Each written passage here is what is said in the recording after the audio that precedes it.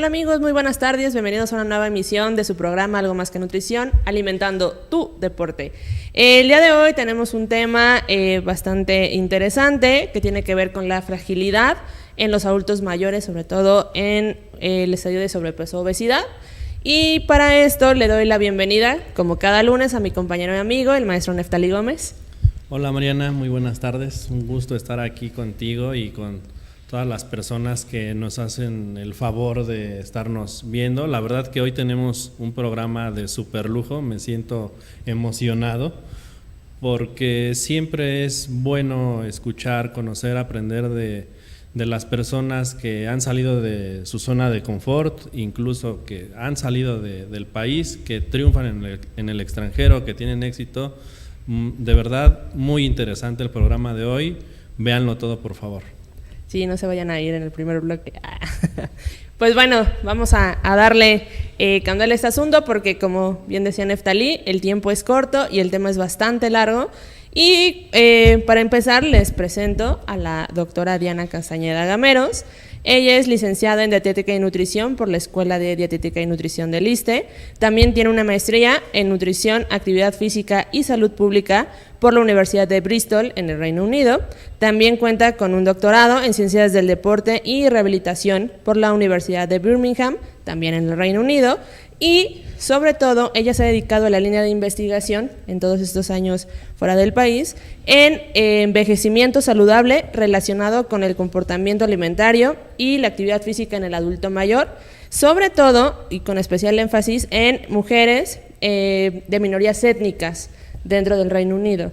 Entonces, para nosotros, la verdad es que nos complace mucho tener a una invitada de este calibre y pues a darle, Nefta. Sí, pues ahora sí que comenzar con esta plática de todo lo que hace nuestra invitada. Doctora, muy buenas tardes. Pues ya la presentó Mariana, sé que son compañeras, pero pues bienvenida. Y pues si nos pudiera comenzar platicando un poquito de la experiencia que ha sido salir del país, comenzar a trabajar en un tema a veces complicado. ¿Cómo ha sido todo este proceso de formación hasta llegar al doctorado? Hola, primero que nada, muchas gracias por la invitación. Y bueno, yo empecé, como bien dicen, con Mariana, es mi colega y mi amiga en la universidad, y desde ahí me interesó mucho la investigación. En lugar de dedicarme más a la nutrición clínica, me dediqué un poco más a la investigación. Y ahí empecé, mi primer experiencia fue en el Instituto Nacional de Perinatología. Okay. Y ahí pues siempre me he enfocado en mujeres. Entonces desde ahí tuve la oportunidad de ir a Estados Unidos a trabajar. Okay. Fui a Oakland, en California, que está cerca de San Francisco, y ahí me tocó trabajar en un proyecto de una intervención de nutrición para disminuir el riesgo de diabetes gestacional en mujeres obesas, embarazadas. Y ahí estábamos en el hospital de San Francisco General, que ahí la población es de bajo nivel socioeconómico, y pues en un estado como California, pues muchas de esas mujeres eran mujeres migrantes, muchas de origen mexicano o centroamericano. Y entonces fue una buena experiencia. Lo que sí es que me di cuenta que en ese estudio, era un estudio que realmente estaba muy bien diseñado, pero que cuando al principio se diseñó, los investigadores no se dieron cuenta cuál era el aspecto social de su población. Entonces pensaron que era una población de nivel socioeconómico bajo, pero no se dieron cuenta que pues quienes les iban a llegar eran muchas mujeres con estatus ilegal en muchos casos. Entonces, cuando nosotros queríamos hacer la intervención, decirle, bueno, es lo que tiene que hacer para el alimento, las comidas, pues muchas de ellas tenían muchos problemas sociales que pues no se tomaron a consideración. Claro. Entonces desde ahí como que me entró el gusanito de trabajar con este tipo de poblaciones que generalmente se excluyen de la investigación porque son difíciles de reclutar, son difíciles porque tienen muchos problemas sociales, no económicos, en el aspecto de que por ejemplo, teníamos casos de mujeres que el esposo luego no las dejaba participar y cosas así. Entonces, por eso me entró un poco el gusanito y aproveché la oportunidad, siempre tuve la curiosidad de ir al Reino Unido. Entonces, ahora lo que hice en estos últimos 4 años fue hacer una investigación acerca del envejecimiento saludable. Ahora me enfoqué más en adultos mayores, pero también me enfoqué en mujeres y pues yo también soy migrante en esos países. Claro. Entonces, para mí era importante tomar en cuenta la población que generalmente nunca se incluye en estudios de investigación y de lo que se conoce poco, pero que sin embargo siempre son los que tienen mayores riesgos a la salud, ¿no? Son mujeres que siempre, o individuos que tienen mayor porcentaje, prevalencia de diabetes, de hipertensión y de complicaciones de ese tipo de enfermedades. Entonces, ese fue el estudio que yo hice, porque además de investigar, por ejemplo, cuál era la asociación de la fragilidad con la nutrición y la actividad física, también me di a la tarea de investigar ese aspecto social, que era entrevistar a esas personas y preguntarles, por ejemplo, qué entendían de lo que era, qué significa una alimentación saludable, o qué es para ellas, o la importancia de la actividad física, qué entendían por actividad física, qué tipo de ejercicios hacen o por qué no los hacen. Y entonces eso fue lo que he hecho en los últimos años. Diana, quisiera preguntar, ya que estás hablando de esta, pues como gama, ¿no?, de poblaciones, no es netamente en un solo tipo de etnia, por ejemplo, ¿no? Al momento de alimentarse las personas, ¿encontraste diferencias muy significativas? Bueno, es que aquí el aspecto cultural es muy importante, porque como ustedes saben, el Reino Unido es un país extremadamente diverso. Okay. Hay gente de todo el mundo y, por ejemplo, yo estaba en la ciudad de Birmingham haciendo el doctorado, que es la segunda ciudad más diversa del Reino Unido. Primero está Londres y después está Birmingham. Y Birmingham, por ejemplo, tiene alrededor de 180 nacionalidades. Okay. Ahora, las minorías étnicas más grandes son los países, gente que viene de la India, Pakistán, Bangladesh, por ejemplo, que son los asiáticos, o sea, ya se conocen como asiáticos. Y están también los refugiados que vienen de Somalia, que vienen de países árabes como Yemen, por ejemplo. Entonces yo en mi estudio incluí a esas poblaciones, que son las que tienen mayor población en Birmingham. Me hizo falta, ¿no? Me hicieron falta muchos más grupos, pero bueno, eso fue las que yo incluí.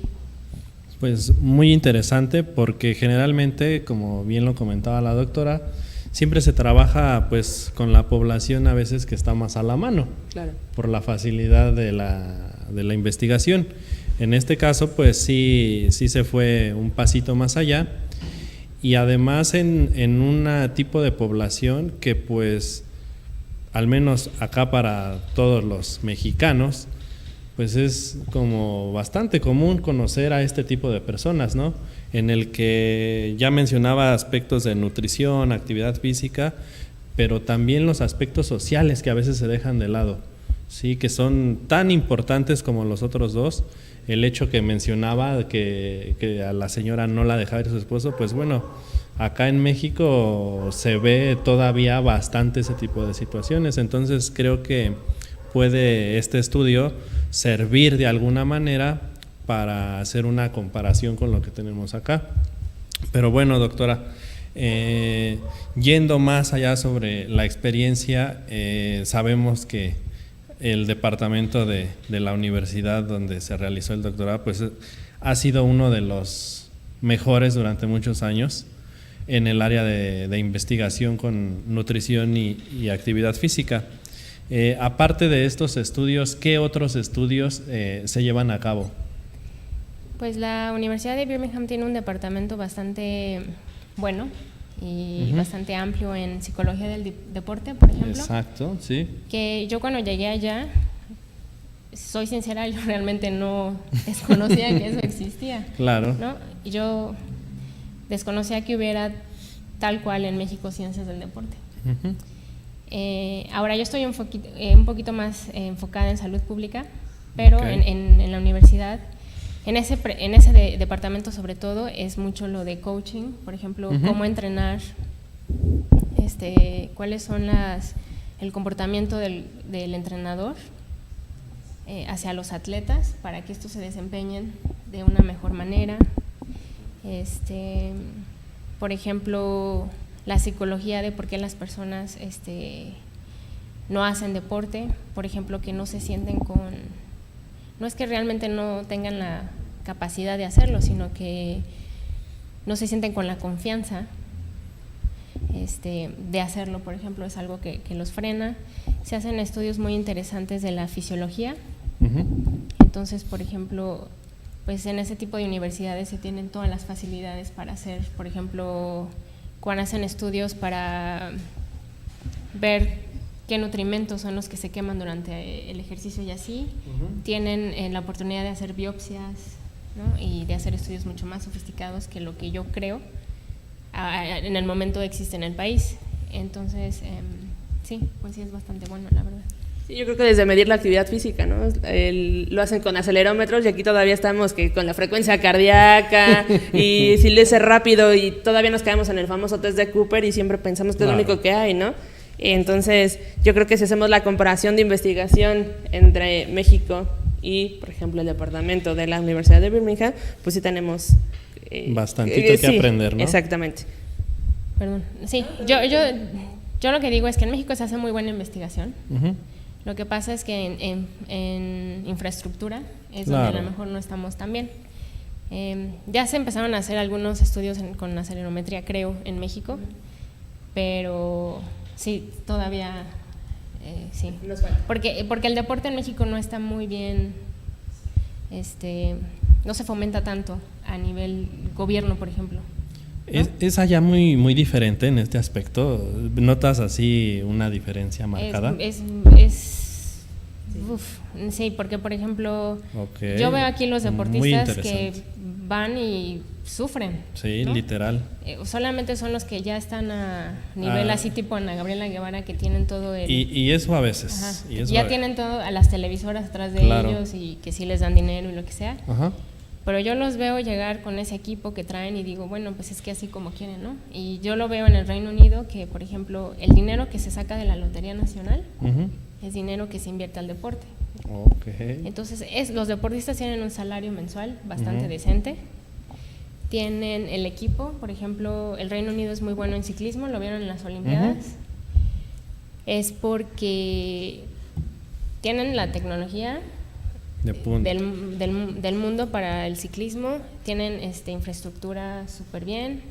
Por ejemplo, Mo Farah, el que ganó el atleta, que es de origen somalí, bueno, tiene todo el equipo del mundo para ser el primer lugar. Realmente yo lo veo y digo, bueno, es que si tú comparas a alguien que tiene todo ese equipo, porque él hasta duerme en una cámara especial, que digo, bueno, eso quién lo va a tener aquí en México, ¿no? Porque no se apoya el deporte como se debería apoyar. Difícilmente. Y en el caso de la actividad física, o sea, hablamos un poco más de salud. ¿Tú ves que sí allá se apoya esta parte de hacer actividad física como medio para salud? Lo que yo he visto allá, que también lo he visto aquí, por ejemplo, allá es los centros comunitarios son súper importantes.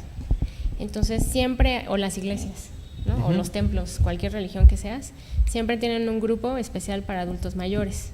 Entonces dentro de ese grupo, lo que se hace allá, yo creo que a diferencia de aquí, es que aquí el adulto mayor es tratado con respeto en cuanto a, no, pues ya es adulto mayor, que se siente, ¿no? Que no trabaje, que descanse. Allá es adulto mayor, pero hay que hacerlo independiente. ¿No? Nadie puede estar cuidándolo, porque acuérdense que la estructura familiar es diferente. En México somos muy colectivos y, ¿no? Nuestra familia, allá todo el mundo es muy independiente. Entonces, pues el adulto mayor no va a tener al hijo que lo esté cuidando todo el tiempo, o a la hija. Entonces, esa persona tiene que ir al súper, tiene que manejar, tiene que mantenerse independiente lo máximo que se pueda. Obviamente la infraestructura del país, el transporte público tiene ¿no? Que para silla de ruedas, para la gente que va en sus como carritos. Entonces, ellos fomentan mucho eso, que el adulto mayor esté activo no solamente físicamente, pero cuando tienes un centro comunitario, van los adultos mayores y conviven con otras personas de su misma edad, hacen terapias de ejercicio, que en México también se ve. Por ejemplo, ustedes han visto en las delegaciones que se ponen a bailar danzón o cosas así, pero yo siento que todavía le hace falta un poquito más. Sí, es cierto, sí. Culturalmente creo que ahí está marcada la diferencia. Y pues bueno, llegamos al fin del primer bloque, no se pierdan el segundo y empezaremos a hablar un poquito más acerca del tema de fragilidad y envejecimiento. Entonces, no se despeguen.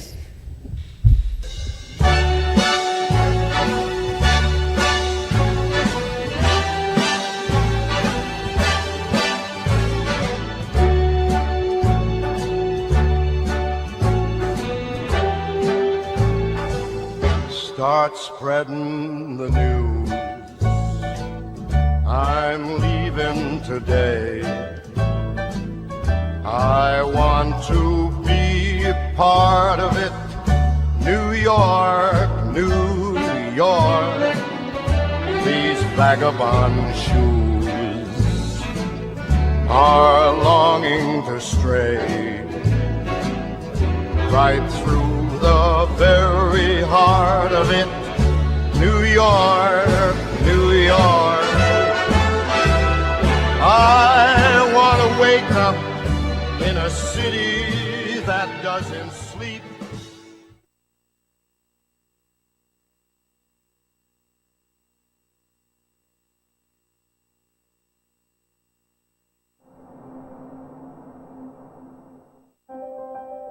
More than 50,000 runners are expected in Central Park this Sunday. This is where the world comes to run, right here in New York. We welcome you with open arms.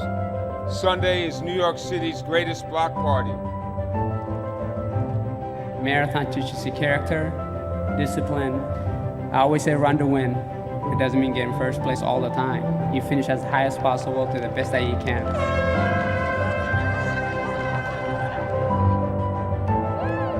What running brings is togetherness, and that everyone can run in all shapes, sizes, and forms. The kids were having fun, the athletes were having fun, and that's what running is all about. It was really cool to be around the professionals. It's the best kickoff they could ever have. All they got to do is have fun today, and next week we're going to go to work. Marathon ready, baby!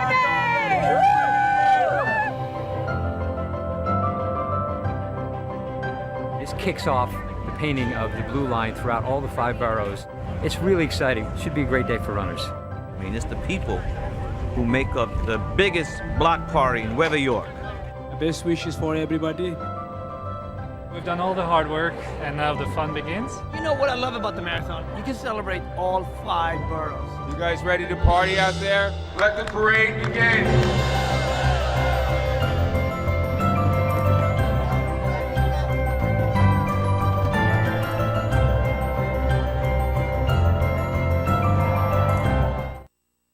Pues bueno, amigos, regresamos al segundo bloque de Algo Más que Nutrición, alimentando tu deporte. Como saben, tenemos la presencia de Atlesia con la marca Nun. Recuerden, es una bebida rehidratante con electrolitos, sin azúcar, ideal para esas etapas de calor que necesitas rehidratarte. Pues Nun podría ser una muy buena opción. Entonces les agradecemos a Atlesia que sigan confiando en nosotros. Y pues ya saben, Nun para rehidratar. Y pues bueno, continuamos con fragilidad, ahora sí, ¿no? Como definición, ¿qué podríamos decir por fragilidad? Perdón. Bueno, el síndrome de fragilidad es una manifestación cuando hay baja resistencia a estresores como enfermedades, problemas como caídas y también una disminución en la función fisiológica. Entonces lo que pasa es que la persona, el individuo, se vuelve más vulnerable a sufrir caídas, a no recuperarse de ciertas enfermedades o de infecciones. Eso es lo que se conoce como el síndrome de fragilidad. Ok. Mencionabas en un inicio 2 aspectos que son fundamentales dentro de tu investigación. si nos pudieras explicar o ampliar un poquito más en la parte de nutrición, que es lo que se estaba viendo, y en la parte de actividad física para estas personas con fragilidad. Sí. Bueno, lo que se ha visto y que yo repliqué en mi estudio es que una deficiencia de nutrimentos está asociada positivamente con la fragilidad. Entonces, personas que tienen deficiencias tienden a ser más frágiles que personas que no tienen deficiencia.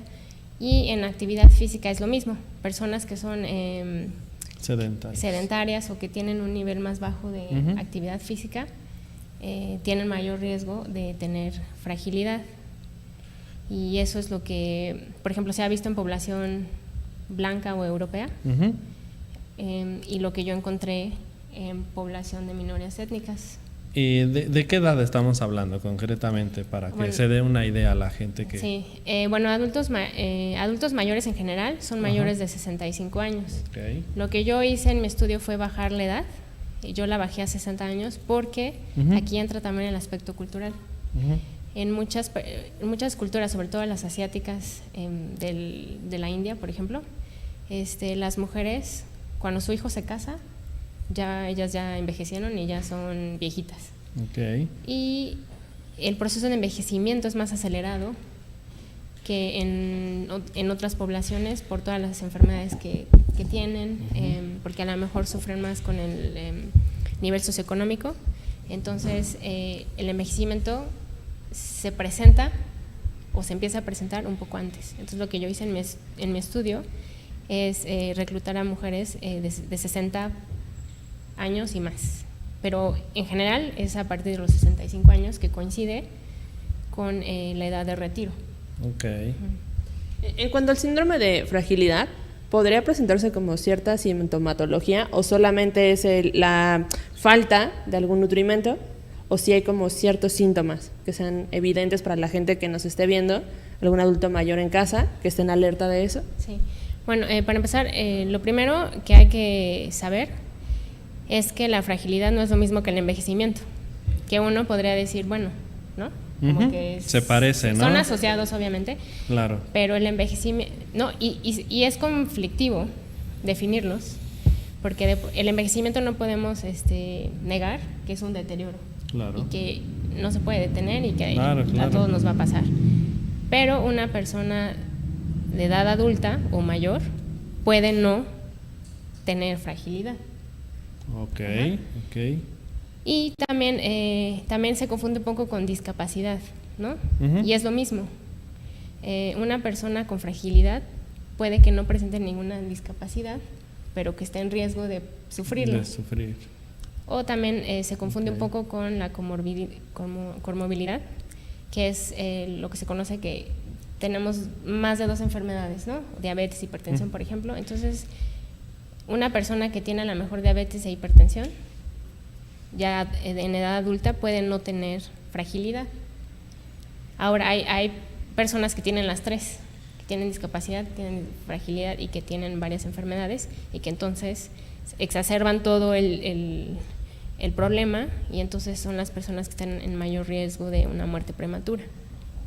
Claro, y más que se ha trabajado, ¿no? Mucho en la se me fue la palabra. Prevención, exacto. En la prevención de la fragilidad, sobre todo en el adulto mayor, ¿no? O sea, que a edades tempranas realices actividad física, por lo menos, ¿no? Cuides tus hábitos de alimentación, descanso, todo eso, vida higiénica, y que con eso, pues cuando lleguen adultos mayores, pues no presenten el síndrome de fragilidad como tal, ¿no? Me parece bastante interesante esta parte porque pues de alguna manera todos, ya sea en casa o con algún familiar directo, ya hemos pasado o tenemos este tipo de situación en el que la persona pues ya llega a cierta edad, empieza a disminuir su calidad de vida. Es algo, Mariana, que nosotros lo hemos platicado, el hecho de comer bien, de mantenerse activos en la etapa adulta te va a dar que ya cuando llegues a esa etapa adulta mayor, pues sí tengas como una calidad mucho mayor, ¿no? El riesgo de padecer alguna enfermedad crónica disminuye, el riesgo de padecer alguna lesión disminuye y la calidad aumenta y la vida aumenta, eso es concretamente. pero me gustaría preguntar en la parte, por ejemplo, de nutrición, ¿qué es lo que se ha podido observar? ¿Cómo tiene este tipo de población a lo mejor que alimentarse en especial o si es igual? Ahora es difícil, es un poco difícil el área de nutrición porque durante el envejecimiento hay una disminución del apetito. Exacto. ¿no? Eso le pasa yo creo que a cualquiera. Y también hay un gasto energético disminuido. Menor. No, y además hay otros factores que exacerban esto, como por ejemplo la falta de apetito, y luego también los adultos mayores empiezan a perder un poco la sensación del sabor. Entonces pues ya luego no quieren comer. Y por ejemplo, uno de los problemas de la fragilidad es que cuando ya se detecta, es cuando ya hay varios factores que se juntaron y se manifestaron. Entonces es muy difícil, por ejemplo, detectar el estado nutricio tal cual si no se hace un estudio adecuado, si no se tienen, por ejemplo, marcadores de sangre, o alguien que se esté dando cuenta que la ingesta no está muy bien, que no es una dieta variada o que le hace falta cosas. Por ejemplo, en los adultos mayores, pues la ingesta de proteína es más elevada todavía, ¿no? Por todo lo que pasa con el adulto mayor. Entonces, ya cuando se manifiesta el síndrome de fragilidad, hay 5 criterios que se evalúan para decir si una persona está en riesgo o si ya tiene fragilidad o no tiene nada. Uno de ellos es, por ejemplo, la pérdida de peso. Entonces, si en el último año esa persona perdió aproximadamente 4,5 o 5 kilos, se puede decir que ya hay un problema de ingesta reducida. También uno de los aspectos es la inactividad física, que se mide a través de un cuestionario. También, por ejemplo, la fatiga, que se mide también a través de un cuestionario, que son 2 preguntas que están relacionadas como con la depresión. El apretón de manos, que se mide con un dinamómetro. Si la fuerza está reducida, también es un criterio positivo. Y la velocidad al andar. También es algo muy sencillo, que se mide cuánto tiempo una persona se tarda en recorrer cierta distancia. Entonces hay todavía controversia entre cuál es la mejor definición de fragilidad, pero esta que se hizo en Estados Unidos por la doctora Fried en el 2001 es la más fácil porque son cosas que se pueden hacer en cualquier lado. No necesitas ir a un hospital, no necesitas pruebas de sangre, no necesitas nada. Son cuestionarios, son algo que puedes conseguir a la mano. Y que, por ejemplo, yo que hice mi estudio, que fue comunitario, que yo llevaba mi equipo a las comunidades y lo podía hacer en cualquier espacio que me dieran, ¿no? Hay críticas acerca de este fenotipo de fragilidad o síndrome de fragilidad, porque no es tan específico como otros, pero es más económico y es más fácil de hacer. No, sí, totalmente. Ahorita que nos estaba describiendo estos 5 puntos, pues me iba yo imaginando que cualquier persona en casa puede percibir este tipo de situaciones, ¿no? Sí, exacto. No es lo mismo si camina rápido el abuelito a la cocina y de regreso, así se tarda 1 hora. Justo eso iba a comentar. Sí. Justo eso, que a lo mejor todos tenemos en casa un adulto mayor, y son cosas que puedes tener muy presentes, ¿no? Si tu abuelito o tu adulto mayor, exacto, cómo te está apretando, cómo es el andar, si se siente agotado, si ha perdido peso, pues entonces estamos pensando que podría tener el síndrome de fragilidad, y que muchas veces, en lugar de, como bien decía Diana, ¿no? al principio del bloque, que en lugar de decirle, bueno, párate y vamos a hacer actividad física o cambiar los hábitos, más bien nosotros, culturalmente, como lo hemos platicado, ¿no? Es no te muevas, siéntate, yo te acerco las cosas. Yo te llevo de comer y te doy en la boca, ¿no? Casi. Exacto. Entonces, en lugar de ayudarlo, para la gente que nos están viendo, en lugar de ayudar, estamos haciendo un mal, entonces hay que dejar que el adulto mayor sea autosuficiente. ¿No? Y más ahora que la edad de vida, pues, es más prolongada, ¿no? Sí, o sea, ya no nos morimos a los 30 años, afortunadamente, nos morimos más grandes, ¿no? Entonces hay que cuidar también esta la esperanza de parte. vida ha ido cambiando demasiado, y sabemos que una situación actual que está viviendo el país en este aspecto es que es una población que está envejeciendo.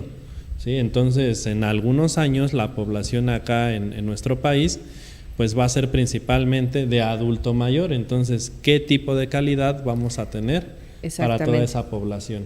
Sí, yo creo que el gobierno ya debería de ponerse un poco más las pilas, porque el gasto que se va a generar con todo esto pues es de consideración. Si se toman medidas desde antes, podemos avanzar muchísimo. Exacto.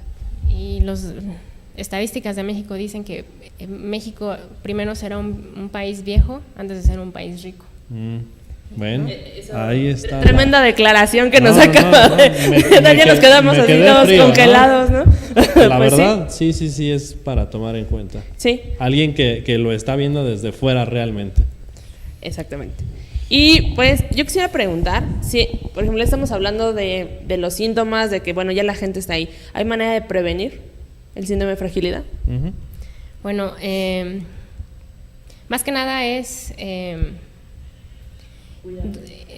sí, bueno, así como tal prevención se puede hacer a través de los hábitos, ¿no?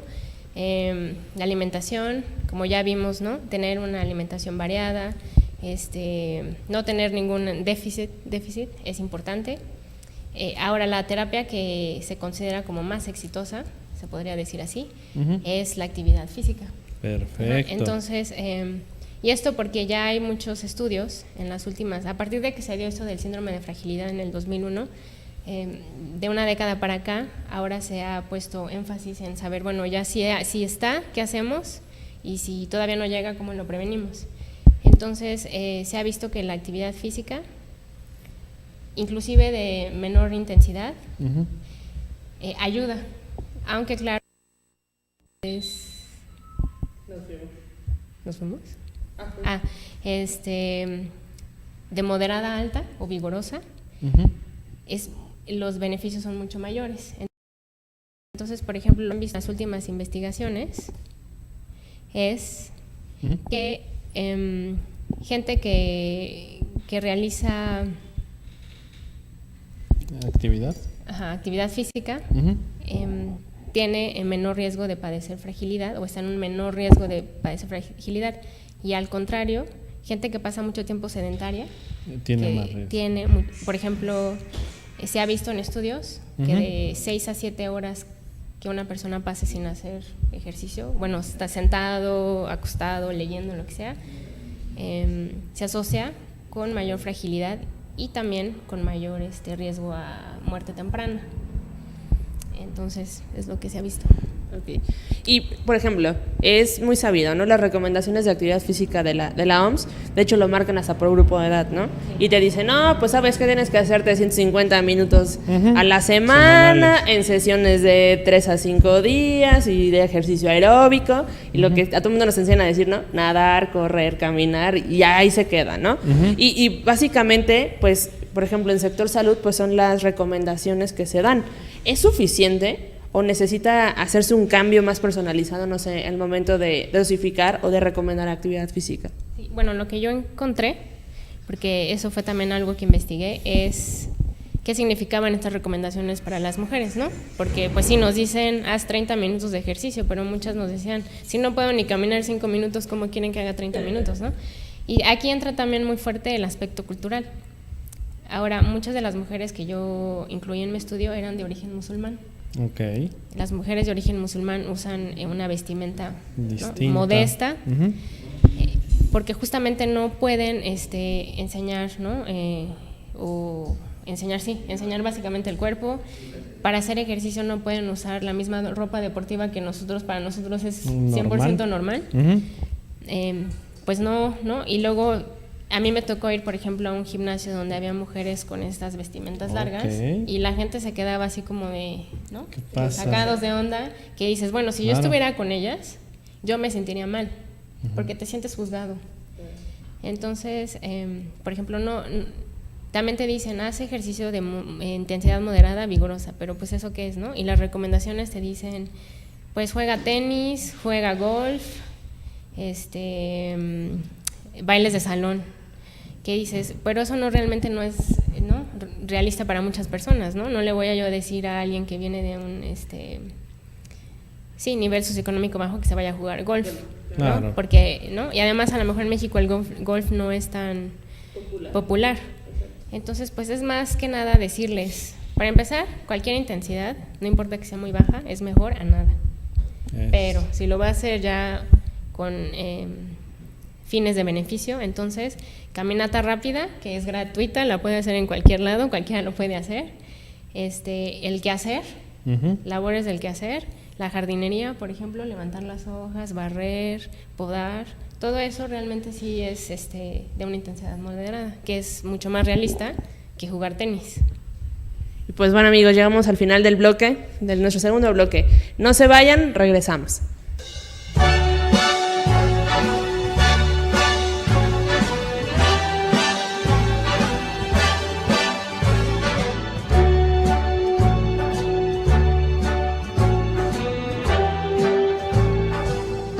Start spreading the news.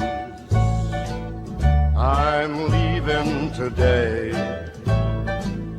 I want to be a part of it. New York, New York. These vagabond shoes are longing to stray right through the very heart of it. New York, New York. I want to wake up in a city that doesn't sleep.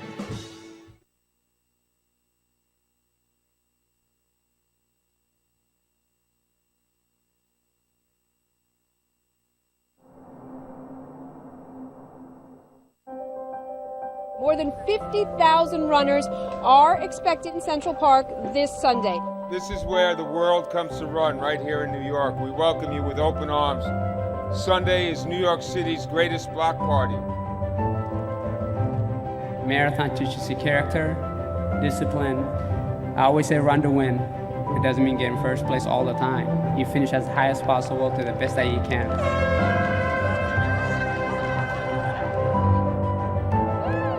What running brings is togetherness in that everyone can run in all shapes, sizes, and forms.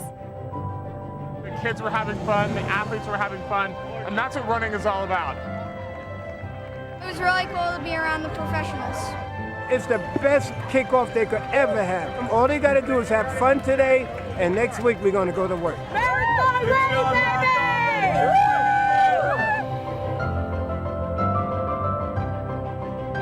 This kicks off the painting of the blue line throughout all the 5 boroughs. It's really exciting. It should be a great day for runners. I mean, it's the people who make up the biggest block party in Nueva York. Best wishes for everybody. We've done all the hard work and now the fun begins. You know what I love about the marathon? You can celebrate all 5 boroughs. You guys ready to party? Bien, amigos, pues ya estamos aquí de vuelta en el último bloque para cerrar esta entrevista con nuestra invitada de lujo el día de hoy y pues para continuar platicando este tema tan interesante. Muchas de las personas que están en casa observando seguramente tienen una situación de este tipo. Ya nos platicó aquí la doctora en qué puntos hay que estar alerta, qué tenemos que estar observando. Y me gustaría preguntar, ya cuando identificamos que una persona en casa tiene esta situación de fragilidad, ¿qué hay que hacer? ¿A quién hay que acercarse? ¿Cómo proceder ante esto? Sí, bueno, sí hay que empezar en la medida de lo que se pueda y dependiendo de las circunstancias de las personas, en una terapia de alguna actividad, ¿no? No les vamos a pedir tampoco que si no pueden, salgan a hacer una caminata rápida o algo así, pero también es bien importante, y lo dicen también las recomendaciones, que se hagan ejercicios de flexibilidad, de balance, de fuerza, porque eso también va a ayudar a que las personas tengan un riesgo disminuido de caídas, por ejemplo. Porque sabemos, por ejemplo, que las caídas en un adulto mayor puede generar problemas de cadera, que se rompa la cadera. Y para que un adulto mayor se recupere de una operación ya de es ese tipo, complicado. Es complicado. Entonces, siempre hay que tratar, por ejemplo, las caídas. Es algo básico que se tiene que prevenir. No se puede forzar a una persona a hacer una actividad física muy moderada si no se puede. pero sí a romper el sedentarismo, ¿no? No dejar que una persona se siente a ver la tele por 5 horas consecutivas. Romper esa rutina, ¿no? Aunque sea para ir a la cocina, a ver el perro, lo que sea, pero es importante, y se ha visto en estudios que rompiendo el sedentarismo hay beneficios a la salud, ¿no? Aunque sea de 3 minutos. No, y súper buen tip, o sea, romper el sedentarismo me encantó. Ahí está, pues, para quien tenga mascotas en casa, a ver, abuelito, papá, a pasear al perrito, ¿no? O a bañarlo, lo que sea, que involucre que la persona se mueva. A mí se me ocurría hasta la ida al mercado, ¿no? O sea, algo muy de nosotros. El súper, yo con mi abuelita salíamos al mercado, eran 3 horas de compras. Las y bolsas. a cargar las bolsas, y créanme que eran bolsas tremendas, ¿no? Entonces haces... Es buen ejercicio, sí. Y también se me olvidaba mencionar que también lo que se ha encontrado es que luego una persona dice, no, es que no hago ejercicio porque empiezo a agitarme y empiezo a sudar y entonces siento que me va a dar algo. Y yo, bueno, mientras no sea una contraindicación médica, que el médico específicamente diga no se puede agitar, no hay problema. Ellos deben de entender que sudar, que agitarse un poquito, que la respiración cambie, es algo normal del ejercicio. Ahí está. Entonces, mientras no sea, por ejemplo, una persona que tiene problemas del corazón, si no le vamos a pedir que salga a correr. Claro. Pero, pues sí, que se entienda que uno se va a agitar, ¿no? Y ellos se agitan mucho más rápido que a lo mejor una persona más joven. Pero es normal, siempre y cuando no esté contraindicado. Me gustaría poner sobre la mesa el caso de las personas de campo de hace 40, 50, 60 años. Sí, mi abuelita, por ejemplo, tiene 80 y tantos años y está más sana a veces que mi papá, de 60, es la realidad. El trabajo de campo, esta actividad, pues es esa la calidad que te va dando. Hoy en día el ritmo citadino pues ya va haciendo que esto disminuya, ¿no? Ahí tenemos la parte en la que antes pues sí había quizá menos atención a la salud, menos avances médicos, tecnológicos, pero tenían esa parte, ¿no? De quizá cubrir una alimentación bastante buena, básica, pero ahí es donde el ejercicio, la actividad física creo que estaba de sobra y se ha descuidado hoy en día. No, yo también quiero hacer como, por ejemplo, ¿no? Aquí en México, a los 60, 65 años ya son personas jubiladas. Totalmente, ¿no? Mariana. Que también puede ser hasta un poco el factor psicológico, ¿no? Ya te desechan casi. Y la persona la puede sentir así como, bueno, ya no sirvo, entonces decirle que no se acaba, que puede haber otras funciones que puede hacer. Y de hecho, yo creo que es lo que encontramos más, ¿no? Gente jubilada que está físicamente activa, tú la ves súper bien y que dice, bueno, ¿y ahora qué hago, no? Entonces podría estar retomando a lo mejor ciertos grupos, como bien decía Diana, en los centros sociales, el grupo del cachibol, el grupo de de boliche, pues de mí hasta del danzón, exacto, ¿no? El danzón. Que la verdad sí es impresionante ver cuando la gente baila danzón. Yo creo que yo no sé ni 2 pasos a la derecha, a la izquierda y me pierdo. Te voy a invitar, Mariana, que nos vayamos acá cerquita del centro. Ahí está una placita donde los fines de semana en la tarde se ponen a bailar danzón. Vamos a hacer una cápsula desde ahí, fíjate, para toda la gente que nos está viendo, que vean cómo ahí la gente se va a divertir y además aportar a su salud. Y pues ni modo, ya tenemos que invitar también a Diana. No, pues claro. Pues hay que ir a todos a bailar, así que nos quedaba la duda, pues ni modo, ahora tenemos que ir a bailar todos. Y muy pues bien. Bueno, ya casi se nos está terminando el programa, es rápido, la verdad, como todos los temas, ¿no? que hemos tratado, nos quedamos a veces con mucha información en la mesa, pero, por ejemplo, rápido, 3 recomendaciones para el público que nos está viendo de lo que debe de hacer para prevenir fragilidad. Bueno, es mantenerse activo y como bien comentábamos, no es que uno se inscriba al gimnasio, es salir a caminar, es si tomamos el camión, bajarnos una parada antes y caminar, es subir las escaleras en lugar de usar el elevador, cuando se pueda, es romper el sedentarismo, ¿no? Subestimamos demasiado el tiempo que pasamos sentados o acostados, lo que sea, ¿no? No sé, ir a la tiendita de la esquina, ir a pasear al perro, es súper importante. La actividad física no solamente va a ayudarnos a lo de fragilidad, pero también es para la glucosa, para la hipertensión. Psicológicamente es algo muy importante para los adultos mayores, exacto, que ya perdieron ese papel que tenían en la sociedad, ¿no? Es para que se relacionen con otra gente, para que tengan algo, ¿no? Una motivación para levantarse y decir, esto voy a hacer. Entonces, es eso, romper el sedentarismo, ser más activos y obviamente una alimentación saludable, que no importa si has sido sedentario, no importa si no has comido bien toda tu vida y ya eres adulto mayor, no, siempre, a cualquier edad, siempre hay algo que prevenir y siempre hay algo que se pueda mejorar. Y pues hemos llegado al final del programa del día de hoy. Ya saben, hacemos mención antes de despedirnos formalmente de nuestras redes sociales para que se mantengan en contacto con nosotros. Por Facebook, ya saben, Algo Más Que Nutrición. Tenemos el Twitter, que es @algomasnut, y nuestro correo electrónico, que es amasnutrición@gmail.com, porque nos están escribiendo otra dirección. Y pues darle las gracias a Diana, ¿no? De haber hecho este viaje express para estar con nosotros. También les queremos hacer mención de que ya saben, está el encuentro del Centro Especializado en Ciencias del Deporte, para que lo chequen ahí en alguna transmisión en la página. Y pues un placer, Diana, haberte tenido. Muchas gracias por la invitación. Un honor, doctora, de verdad. Y pues ya saben, como siempre nosotros decimos, nos vemos el siguiente lunes con, híjole, no os quiero antojar, pero tenemos un preparado. Adelántales, Mariana. Exacto, un piquito. Un piquetito antes del 15 de septiembre, comida saludable mexicana. Va a haber una persona especialista en eso para que empecemos a preparar el mes patrio como se debe, ¿no? El Día de la Independencia.